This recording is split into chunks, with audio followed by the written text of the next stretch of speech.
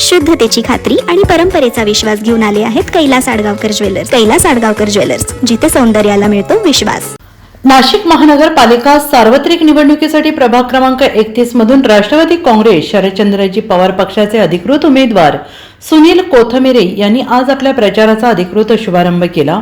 त्यांची निशाणी तुतारी वाजवणारा माणूस अशी असून पाथर्डी गावातील ग्रामदैवत श्री मारुती मंदिरात श्रीफळ वाढवून प्रचाराचा नारळ फोडत त्यांनी निवडणूक प्रचाराची सुरुवात केली. यावेळी मंदिर परिसरात मोठ्या उत्साहाचे वातावरण होते. ग्रामस्थ, मतदार, युवक, महिला तसेच राष्ट्रवादी काँग्रेस पक्षाचे पदाधिकारी आणि कार्यकर्ते मोठ्या संख्येने उपस्थित होते. सगळ्यांनी एकत्रित येत कोथमिरे यांना निवडणुकीसाठी शुभेच्छा दिल्या. सुनील कोथमिरे हे गेल्या अनेक वर्षांपासून पाथर्डी पंचक्रोशीसह प्रभागातील सामाजिक, धार्मिक आणि सार्वजनिक उपक्रमांमध्ये सक्रियपणे कार्यरत आहेत. नागरिकांच्या दैनंदिन समस्या, नागरी सुविधा, रस्ते, पाणी, स्वच्छता, वीज तसेच शेतकरी प्रश्नांबाबत त्यांनी सातत्याने आवाज उठवला आहे. शेतकरी कुटुंबातून आलेले उमेदवार असल्याने शेतकऱ्यांच्या अडचणी, त्यांच्या भावना, अपेक्षा यांची त्यांना प्रत्यक्ष जाण असल्याचं यावेळी बोलताना त्यांनी स्पष्ट केलं. नाशिक महापालिका 25-26 निवडणुकीच्या संदर्भात आज मी सुनील नामदेव कोथमिरे अनुसूचित जमातीतील निवडणुकी लढवत आहे. त्याचा आज नारळ वाढून शुभारंभ केला आहे. त्या संदर्भात आज जे जनतेने आम्हाला आज उत्स्फूर्त साथ दिली त्याबद्दल प्रथम मी त्यांचे आभार मानतो. आणि येणाऱ्या दिवसामध्ये जी दिसलेली जनतेवरून मला असं वाटतं की आपला विजय निश्चित आहे.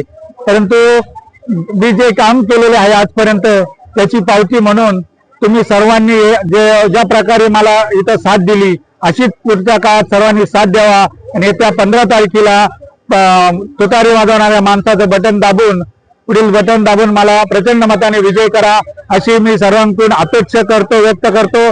आणि तुम्ही ती कराल अशी मी परमेश्वराला विनंती करतो.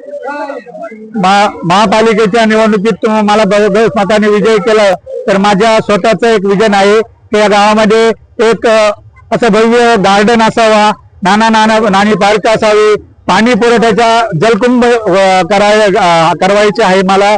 आणि जी पाण्याची टंचाई होती ती दूर होईल. आरोग्याच्या दृष्टीने हा जो खत प्रकल्प नावाची जी हे आणलेली आहे ती खत प्रकल्प नसून आमच्या दृष्टीने ती कचरा डेपो आहे. तर त्यावर मी खूप काही उपाययोजना करण्याचे लोकांना सांगितले आहे आणि ते मी करेल असं तुम्हाला या निमित्ताने सांगतो. दुसरी महत्वाची गोष्ट म्हणजे ह्या भागामध्ये शहरीकरण झाल्यामुळे खूप अंतर्गत रस्ते म्हणजे मूलभूत गरजा आहे त्या केलेल्या नाही. त्या आपल्याला सर्वांना मिळून त्या करायच्या आहे. तर प्रथम मला एक गावाला आणि जनतेला सांगायचं आहे की दरवर्षी आपल्या या शहरीकरणात आणि डेव्हलपमेंट चार्ज मध्ये नाशिक महापालिकेला 200 ते 300 कोटी रुपये आपण कर दिला जातो. त्या मोबदल्यात आपल्याला काहीच केलं जात नाही. या संदर्भात मी महापालिकेत गेल्यानंतर दररोज आवाज उठवल्याशिवाय राहणार नाही. आणि आपल्या ज्या छोट्या मोठ्या समस्या आणि मोठ्या समस्या सर्व मी महापालिकेच्या प्रशासनातून अशी धाडसाने तुमच्या साथीने मी करून घेतल्याशिवाय राहणार नाही एवढी ग्वाही देतो. आणि प्रभाग सुप्लम केल्याशिवाय आम्ही राहणार नाही एवढीच ग्वाही देतो. जय हिंद, जय महाराष्ट्र, रामकृष्ण हरी. प्रभाग क्रमांक 31 मधील सर्व नागरिकांच्या समस्या मला परिचित आहेत.